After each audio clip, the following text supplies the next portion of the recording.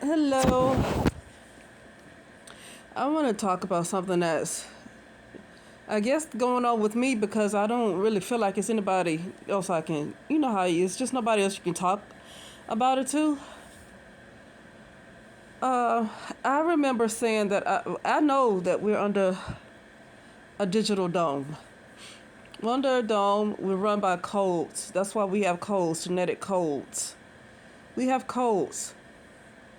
And a lot of our behaviors come with a lot of codes, and it can come from what people, what was ancestors, and stuff like that. But I want to say this. It's time to rise above, for me. It's time to rise above taking things so seriously. Even people who might offend you, make you upset, or just stuff at the job, or just with family, whatever it is. I have to find the time.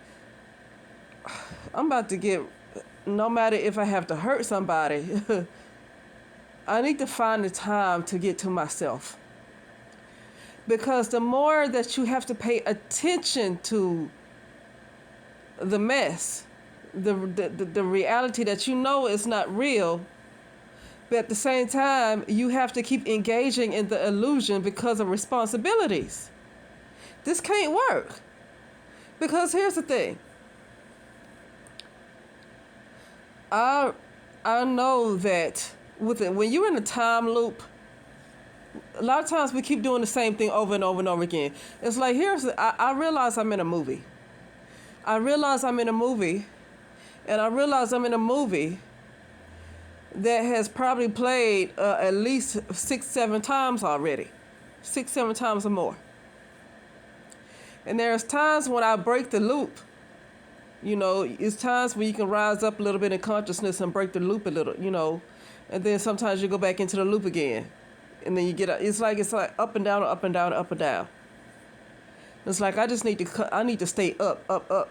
But it's hard to stay like that when you have to go back and engage in the illusion because the consciousness is not risen above the illusion. You have to constantly engage in the illusion every day, and you cannot rise. That's like when you're not smoking crack, you do something to, you try to work on yourself when you're not smoking the crack, but you go back to smoking the crack because you got to engage in the crack. And like literally, this is crack. Like this is crack that I have. And this is not to talk about anybody that has that addiction. But this illusion is crack. And it's like I'm forced to do crack every day because my consciousness is stuck in crack. It's stuck in crack. And that's the consciousness of working. That's the consciousness of staying in a loop, in an illusion, and literally. I mean, you can call it a hell. I mean, people like, well, the hell is a state of mind. No, hold on a second now. Hell is eternal separation from God, which is some people that's the soul, and some people that could be another higher source. It's not always about a state of mind, not for me.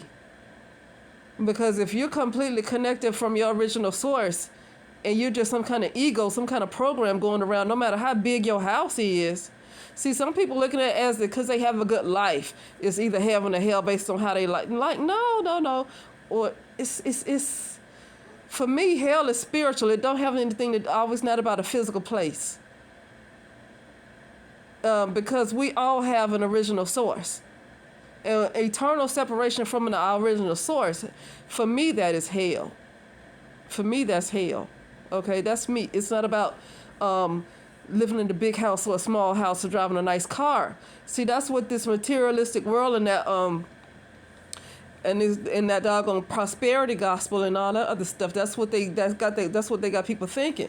It's not just about a state of mind because a lot of people don't realize they eternally are separated from their original source, but they could be living a good life. They could be staying in a nice house. They could be going on vacations and traveling, and for them, they're in heaven. For them, they're in heaven. So that's not how I see it. Let me say it like that. That's not how I see it, because those people, their state of mind, they living it up. They living it up. You know? But anyway, for me, it's hell to constantly, it's even more hell when you know that you're in a movie, but you can't seem to get out the doggone movie. You can't stop. Like, okay, I made an example a long time ago about how when I was a little girl, I was like junior high, was when Coming to America came out. Was it junior? Yeah, junior high. When Coming to It, that movie, the first Coming to America came out. It came out, I think, in the 80s. I think it came out in the 80s, yeah. And with Eddie Murphy, you know, first Coming to America. And I remember watching that movie over and over and over and over and over and over and over again. But see, this is what, and I'm saying that because this is what this life is. I'm in the same movie over and over and over. Like I keep replaying the same movie over and over and over again. And what I mean by that is I've been here so many times before. I've been in this exact place. I've worked at the, because it's multiple timelines. It's multiple timelines. It's literally virtual realities that's created, and we're in virtual realities. We're in virtual realities. Okay? And we are constantly playing out this program, this movie, and we're constantly in the rerun. The stuff that make us mad, stuff that people do, they did it already on other timelines. Like, we're constantly in time loops, or we just keep looping around until we get it back to right. There's a movie like that somebody brought up in their video. It's called Edge of Tomorrow, which I'm going to watch with Tom Cruise. And there's another movie called Vivarium that somebody asked me to talk about. That was when I was on my Divine Beingness channel. And it's a movie called Vivarium. Vivarium. Vivarium. And it's about these people, this couple that wanted to look at some houses. It's like a new development. And this couple went to go look at these houses, and the person, the realtor, whoever, took them out to look at the houses. And then the people tried to drive off, and the realtor was gone, and the people tried to drive off, and they could not seem to get out that like that subdivision. They kept driving and driving and driving, and they could not get out that subdivision to say that. They could not find their way. It's like they were in a maze. This is what it's like, kind of like what's going on, Maze. It's a group called Maze. Okay? They said We Are One. It's a song like that called We Are One. But, you know, it's amazing how those groups from back in the day, like in the 70s and the 60s and the, you know, maybe early 80s, some of the songs they came up with is describing what people need to know today. Like really, really, what people really it's an extreme need for people to get it right now. Cause I think this, like, it's not gonna be too many chances for people to get it.